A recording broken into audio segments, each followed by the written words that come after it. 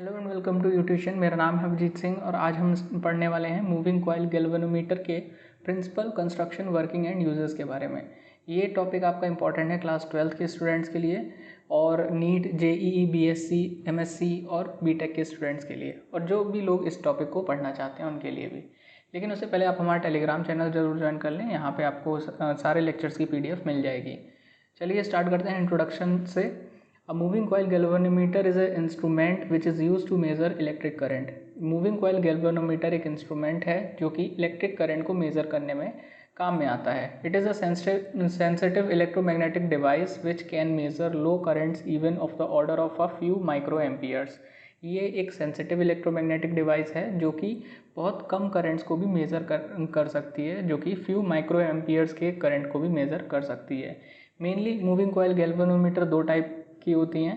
पहला है suspended coil galvanometer और दूसरा है पाइवोटेड कॉइल और वेस्टर्न गैल्वेनोमीटर. अब हम देख लेते हैं इसके प्रिंसिपल से कि क्या सिद्धांत है, किस सिद्धांत पे काम करता है. A current carrying coil when placed in a external magnetic field experience magnetic torque. एक करंट कैरिंग कॉइल को हम अगर एक्सटर्नल मैग्नेटिक फील्ड में रखें तो वो मैग्नेटिक टॉर्क को एक्सपीरियंस करता है. The angle through which the coil is deflected due to the effect of magnetic torque is proportional to the magnitude of current in the coil. यानी वो angle, जिस एंगल से जो कॉइल डिफ्लेक्ट होगी वो किस पे डिपेंड करती है, यानी किसके प्रोपोर्शनल होती है.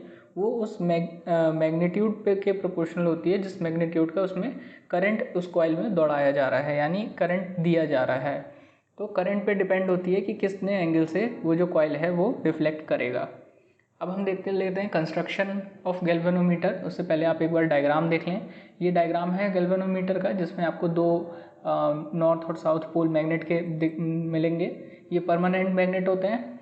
उसके बीच में आपको आयरन कोर मिलेगा जिसके ऊपर मूविंग कॉइल्स होंगी और जो एक स्प्रिंग से अटैच होगा जिसे हम लोअर सस्पेंशन स्प्रिंग कहते हैं. उसका स्प्रिंग का दूसरा एंड आपका स्क्रू से अटैच होगा और ये जो मूविंग कॉइल है ये आपका फॉस्फर ब्रॉन्ज स्ट्रिप से अटैच होगा और बीच में एक मिरर भी लगा होगा.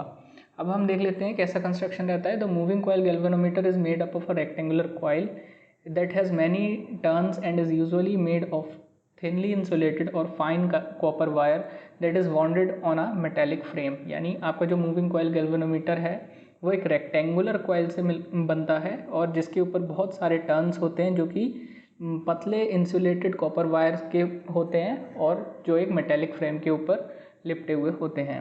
The coil is free to rotate about fixed axis. जो कॉइल है ये अपने फिक्स्ड एक्सिस पे फ्री टू रोटेट है, यानी रोटेशन करने के लिए फ्री है. A phosphor bronze strip that is connected to movable torsion head is used to suspend the coil in a uniform radial magnetic field. यानी जो phosphor bronze strip है इसका काम होता है इस मूविंग कॉइल को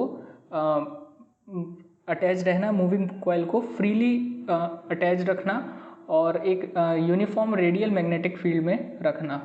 सस्पेंड का मतलब मेनली टंगा हुआ रहता है. ये essential properties of material used for suspension of the coil are conductivity and a low value of torsional constant. जो ज़रूरी प्रॉपर्टीज़ हैं किसकी, उस मटेरियल की जिसका आप सस्पेंशन कॉइल यूज़ कर रहे हैं, वो क्या है? कंडक्टिविटी और low value of torsional constant. यानी उस मेटल में आपकी कंडक्टिविटी होनी चाहिए और टॉर्शनल कांस्टेंट की वैल्यू कम होनी चाहिए. A cylindrical soft iron core is symmetrically positioned inside the coil to provide the strength of the magnetic field. एक cylindrical soft iron core रखा जाता है कॉइल के बीच में ताकि वो मैग्नेटिक फील्ड को स्ट्रेंथ प्रोवाइड करे और इसकी फील्ड को कैसा बनाए? रेडियल बनाए. The lower part of the coil is attached to a phosphor bronze strip having a small number of turns. यानी जो लोअर पार्ट होता है कॉइल का वो अटैच होता है फॉस्फर ब्रॉन्ज स्ट्रिप से जिसके स्मॉल नंबर ऑफ टर्न्स होते हैं. The other end of the spring is connected to binding screw. और इस स्प्रिंग का जो दूसरा एंड होता है ये वाला, ये बाइंडिंग स्क्रू से अटैच रहता है. The spring is use to produce a counter torque which balances the magnetic torque. जो स्प्रिंग होती है वो क्यों होती है? ताकि वो काउंटर टॉर्क प्रोड्यूस करे और मैग्नेटिक टॉर्क को बैलेंस करे. And hence help in producing a steady angular deflection. और जिससे क्या होगा, जिससे आपको एक स्टेडी एंगुलर डिफ्लेक्शन मिलेगा। A plane mirror which is attach to the suspension wire, एक प्लेन मिरर है ये जो कि सस्पेंशन वायर से अटैच्ड है। Along with a lamp and scale arrangement is use to measure the deflection of the coil, जो कि lamp और स्केल अरेंजमेंट के साथ में होता है। और ये क्यों इस्तेमाल होता है, कॉइल के डिफ्लेक्शन को देखने के लिए या मेज़र करने के लिए।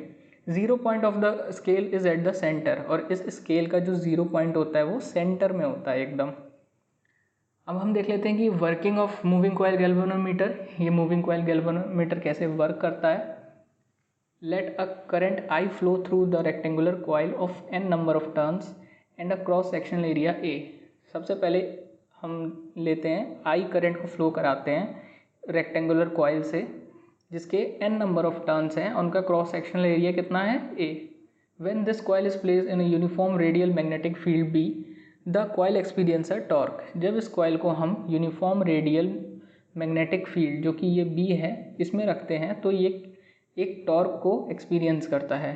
Let us first consider a single turn ABCD। सबसे पहले हम एक सिंगल टर्न देखते हैं ABCD of rectangular coil having a length L and breadth B, जिसकी लेंथ आपकी L है और ब्रेथ कितनी है B है। This is suspended in a magnetic field of strength B such that the plane of the coil is parallel to the magnetic field. ये इस तरीके से रखा गया है कि जो कॉइल का प्लेन है वो मैग्नेटिक फील्ड के पैरेलल है। Since the side AB and DC are parallel to the direction of magnetic field, जो आपके जो साइड्स हैं AB और DC ये मैग्नेटिक फील्ड के पैरेलल हैं।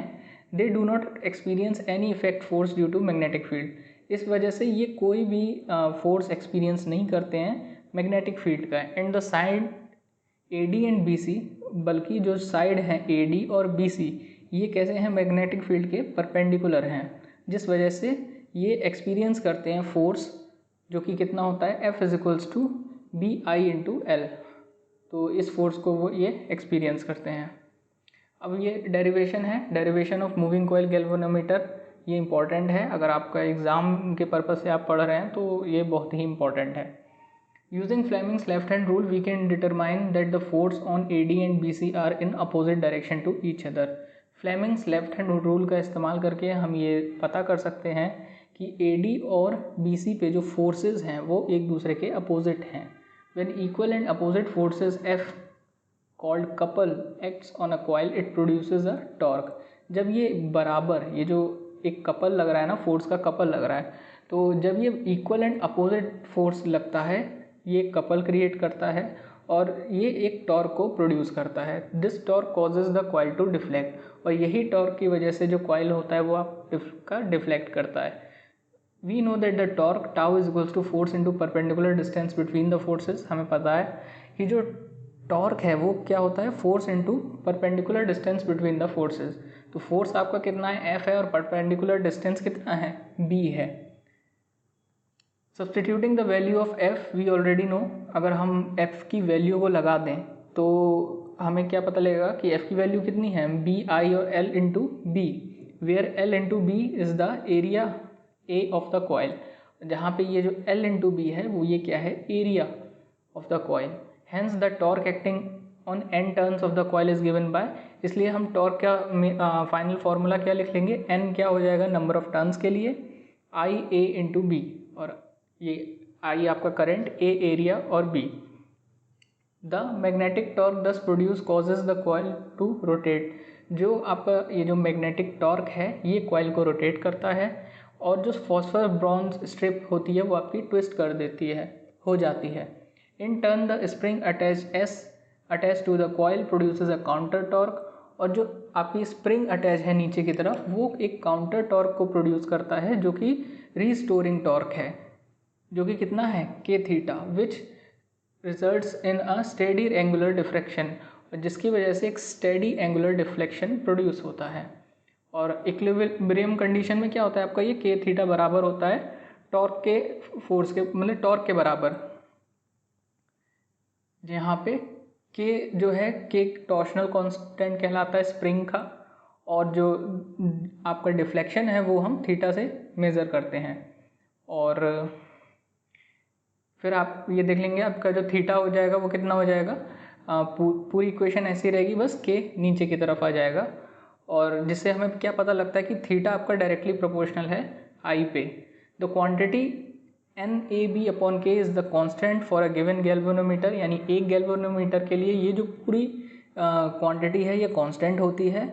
इसीलिए ये अंडरस्टूड है कि गैल्वेनोमीटर में जो डिफ्लेक्शन होता है वो डायरेक्टली प्रोपोर्शनल होता है करंट के। जितना आप करंट फ्लो कराएंगे उतना ज़्यादा गैल्वेनोमीटर डिफ्लेक्ट होगा। इस पूरे डेरिवेशन से हमें ये पता चलता है। अब हम देख लेते हैं एप्लीकेशंस ऑफ गैल्वेनोमीटर, यानी एप्लीकेशन क्या है गैल्वेनोमीटर के। The moving coil galvanometer is a highly sensitive instrument due to which it can be use to detect the presence of current in any given circuit. यानी जैसा कि हम जानते हैं कि ये जो मूविंग कॉइल गैल्वेनोमीटर है ये हाईली सेंसिटिव इंस्ट्रूमेंट है और बहुत कम से कम करंट को भी ये डिटेक्ट कर लेता है, इसलिए हम इसे किसी भी सर्किट में इस्तेमाल कर सकते हैं। If a galvanometer is a connected in Wheatstone bridge circuit, the pointer in the galvanometer show null deflection. अगर हम इस गैल्वेनोमीटर को व्हीटस्टोन ब्रिज सर्किट में अटैच कर दें तो ये नल डिफ्लेक्शन दिखाएगा, यानी कोई भी डिफ्लेक्शन नहीं दिखाएगा। इसका मतलब no current flows through the device, यानी कोई भी करंट फ्लो नहीं होगा। The pointer deflect to the left or right depending on the direction of the current. जो आपका पॉइंटर है वो लेफ्ट या राइट डिफ्लेक्ट होता है, ये किस पे डिपेंड करता है, आपके करंट के डायरेक्शन के ऊपर। The galvanometer can be use to measure, जो आपका गैल्वेनोमीटर है उसका इस्तेमाल क्या मेज़र करने के लिए होता है, the value of current in the circuit by connecting it in parallel to low resistance. अगर हम एक सर्किट में लो रेजिस्टेंट के पैरेलल गैल्वेनोमीटर को कनेक्ट कर दें तो इससे हमें करंट की वैल्यू पता लगती है। और अगर हम हाई रेजिस्टेंस के साथ में सीरीज़ में इसको कनेक्ट कर दें तो हमें वोल्टेज की वैल्यू पता लगती है। तो करंट और वोल्टेज हम दोनों ही पता कर सकते हैं। अब देखते हैं कि गैल्वेनोमीटर को हम कैसे एमीटर में कन्वर्ट कर सकते हैं या फिर एमीटर की तरह इस्तेमाल कर सकते हैं। A galvanometer is converted into ammeter by connecting it in parallel along with low resistance called shunt resistance. यानी गैल्वेनोमीटर को हम एमीटर की तरह इस्तेमाल कर सकते हैं कब, जब हम इसे लो रेजिस्टेंस यानी शंट रेजिस्टेंस के पैरेलल में कनेक्ट कर दें। Suitable shunt resistance is chosen depending on the range of ammeter, और एमीटर के रेंज पे डिपेंड करता है कि हम कितना शंट रेजिस्टेंस को चूज़ करें। अब हम देखते हैं कि गैल्वेनोमीटर को हम वोल्ट मीटर की तरह कैसे इस्तेमाल कर सकते हैं। A galvanometer is converted into voltmeter by connecting it in series with high resistance. यानी अगर हम गैल्वेनोमीटर को हाई रेजिस्टेंस के साथ सीरीज़ में कनेक्ट कर दें तो हम इसे एज अ वोल्ट मीटर भी इस्तेमाल कर सकते हैं। A suitable high resistance is chosen depending on the range of the volt meter. यानी वोल्ट मीटर के रेंज पे क्या डिपेंड करेगा, आप कितना हाई रेजिस्टेंस आपको लेना है, ये किस पे डिपेंड करेगा, आपको कितना रेंज रखना है वोल्ट मीटर का, इस पे डिपेंड करेगा। अब हम देख लेते हैं advantages and disadvantages of galvanometer कि आपके गैल्वेनोमीटर के क्या एडवांटेजेस हैं और क्या डिसएडवांटेजेस हैं। एडवांटेजेस क्या हैं, हाई सेंसिटिविटी, इसकी सेंसिटिविटी बहुत हाई है। Not easily affected by stray magnetic field, यानी स्ट्रे मैग्नेटिक फील्ड से ये इजीली अफेक्ट नहीं होता है। The torque to weight ratio is high, इसका जो टॉर्क टू वेट रेशियो है वो हाई होता है। हाई एक्यूरेसी होती है और हाई रिलायबिलिटी होती है। तो ये इसके एडवांटेजेस हैं। डिसएडवांटेजेस क्या हैं, it can be use only to measure direct current, यानी ये केवल डीसी करंट्स को ही मेज़र कर सकता है। क्योंकि आपने देखा होगा कि जो इसका डिफ्लेक्शन है वो डिपेंड करता है कि करंट किस फ्लो में किस डायरेक्शन में फ़्लो कर रहा है। तो डीसी में ही एक पर्टिकुलर डायरेक्शन होती है, एसी में तो डायरेक्शन स्विच होती रहती है। अगला पॉइंट है develops error due two factors like ageing of the instrument, यानी जब इंस्ट्रूमेंट पुराना हो जाता है तो इसमें एरर्स आने लग जाते हैं। जो परमानेंट मैग्नेट है और जो स्प्रिंग है उसके डैमेज होने से भी मैकेनिकल स्ट्रेस प्रोड्यूस होता है और इसमें एरर्स आने लग जाते हैं। तो ये इसके कुछ डिसएडवांटेजेस हैं।